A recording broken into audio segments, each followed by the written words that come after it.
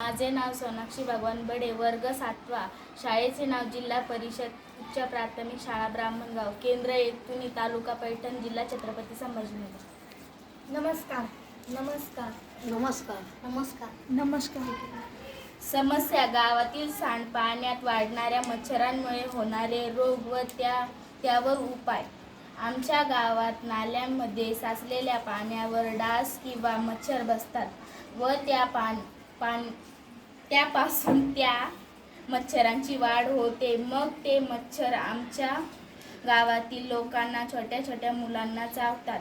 ते मच्छर चावल्यामुळे अनेक आजार होतात, जसे की डेंग्यू, मलेरिया, टायफॉइड होतात व त्यामुळे मुलांची शाळाही बुडते व लोकांचे कामही बुडते आणि दवाखान्यात पैसेही खूप जातात. म्हणून त्यावर आम्ही उपाय सुचवला आहे.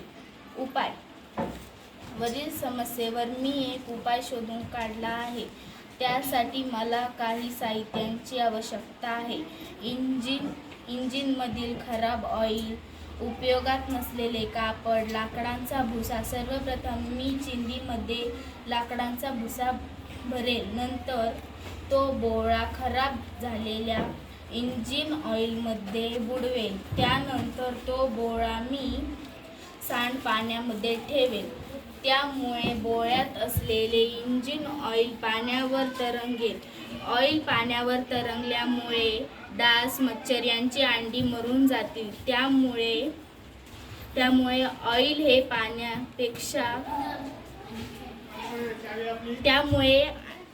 अंड्यांची वाढ होणार नाही.